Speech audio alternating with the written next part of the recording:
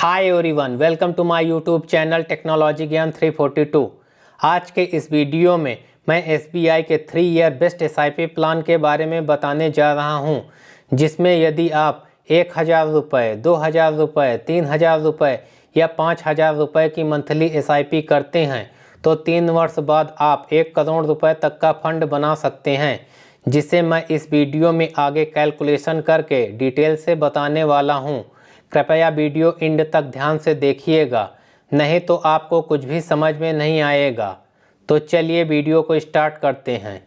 दोस्तों, अगर आपको आने वाले कुछ सालों में एक बड़े फंड की ज़रूरत पड़ने वाली है, जैसे कि आपको अपने बच्चों की शादी करनी है या फिर बच्चों को हायर एजुकेशन दिलवानी है, तो इसके लिए आपको भविष्य में एक साथ बड़े फंड की ज़रूरत पड़ेगी। इसलिए अगर आप अभी से कुछ पैसे किसी अच्छे म्यूचुअल फंड में इन्वेस्ट करते हैं, तो जब आपके बच्चे बड़े होंगे तो उनके लिए आपके पास एक बड़ा फंड तैयार होगा। दोस्तों, SBI देश की नंबर 1 असेट मैनेजमेंट कंपनी है, जो कि 10,37,900.38 करोड़ रुपए के असेट मैनेज करती है। इसलिए हमारे देश के ज़्यादातर लोग SBI पर बहुत भरोसा करते हैं और बढ़ चढ़कर इसमें इन्वेस्टमेंट करते हैं। वैसे तो SBI के बहुत सारे म्यूचुअल फंड प्लान हैं, लेकिन आज के इस वीडियो में हमने एक बेस्ट फंड को सेलेक्ट किया है, जिसका नाम है SBI magnum mid cap fund direct growth plan. यदि हम इस फंड के पास्ट रिटर्न्स की बात करें तो लास्ट 1 ईयर में 35% का एनुअलाइज रिटर्न्स दिया है, लास्ट 3 ईयर में 22% का एनुअलाइज रिटर्न्स दिया है, लास्ट 5 ईयर में 39% का एनुअलाइज रिटर्न्स दिया है। वहीं पर यदि हम सिंस इंसेप्शन रिटर्न्स की बात करें तो 22.50% का एनुअलाइज रिटर्न्स दिया है, यानी कि जब से यह फंड लॉन्च हुआ था तब से अब तक।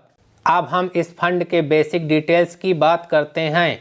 इस फंड का करंट NAV प्राइस 264 रुपये 76 पैसे है एज ऑन 7 नवंबर 2024। यह फंड 1 जनवरी 2013 में लॉन्च हुआ था। यदि हम इस फंड के AUM यानी कि फंड साइज की बात करें तो वह 22,338.38 करोड़ रुपए का है। इस फंड का एक्सपेंस रेशियो 0.77% है। इस फंड का एग्जिट लोड 1% है। यदि हम अपना पैसा 1 साल के अंदर इस फंड से रिडीम्ड करते हैं तो हमें 1% का एग्जिट लोड देना पड़ेगा।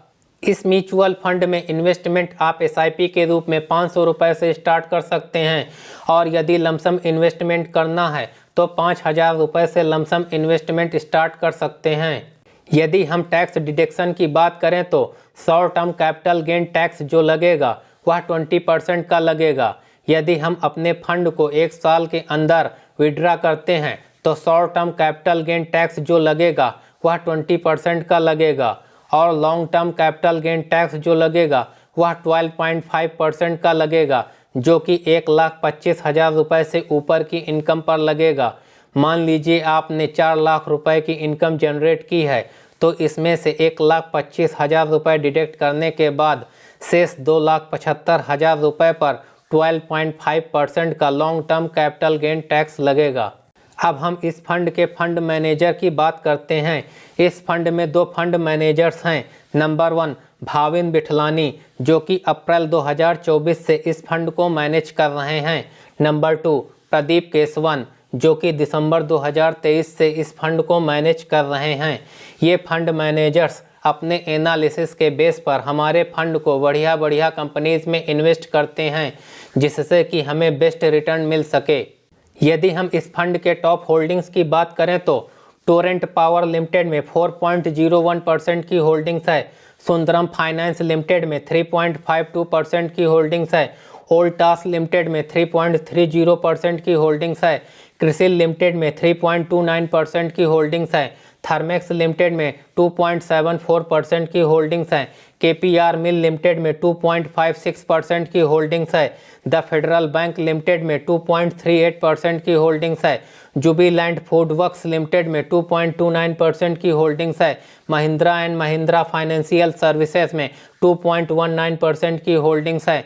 बजाज फाइनेंस लिमिटेड में 2.07% की होल्डिंग्स है।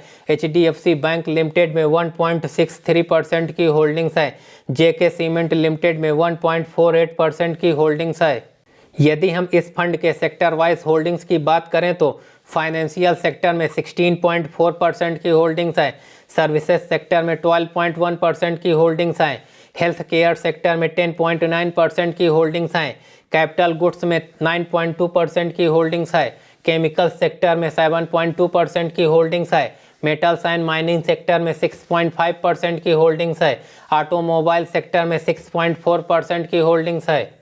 अब हम म्यूचुअल फंड कैलकुलेटर के माध्यम से यह समझने की कोशिश करते हैं कि कैसे 1000 रुपये, 2000 रुपये, 3000 रुपये या 5000 रुपये की मंथली SIP करके कैसे 1 करोड़ रुपए तक का फंड बनाया जा सकता है।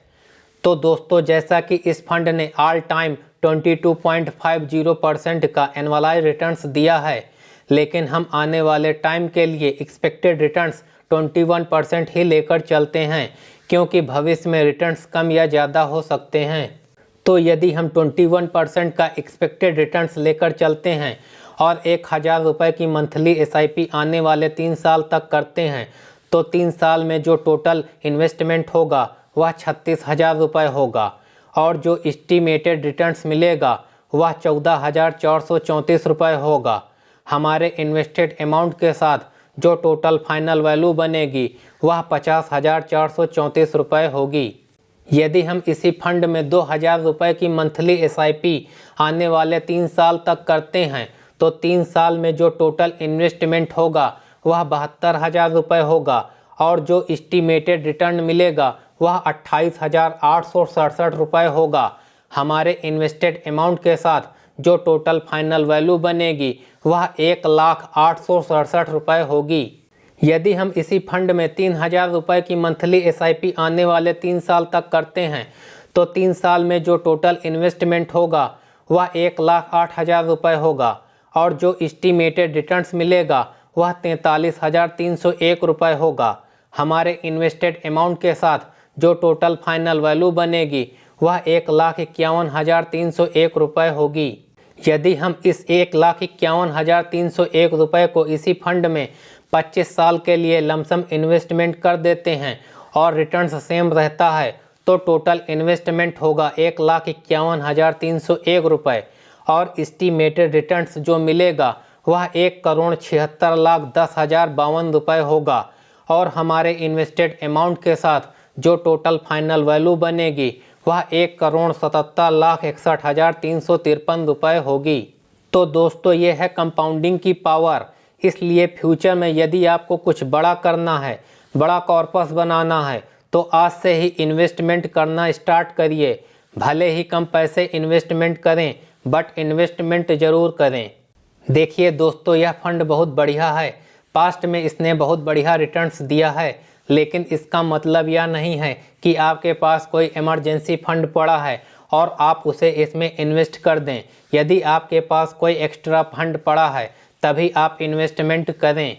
यदि यह वीडियो आपको पसंद आई हो तो मुझे मोटिवेट करने के लिए वीडियो को लाइक करना, कमेंट करना, शेयर करना और चैनल पर नए हैं तो इसी प्रकार की वीडियो का नोटिफिकेशन जल्द से जल्द पाने के लिए हमारे चैनल को सब्सक्राइब करना ना भूलें। Thanks for watching. Till then, bye bye.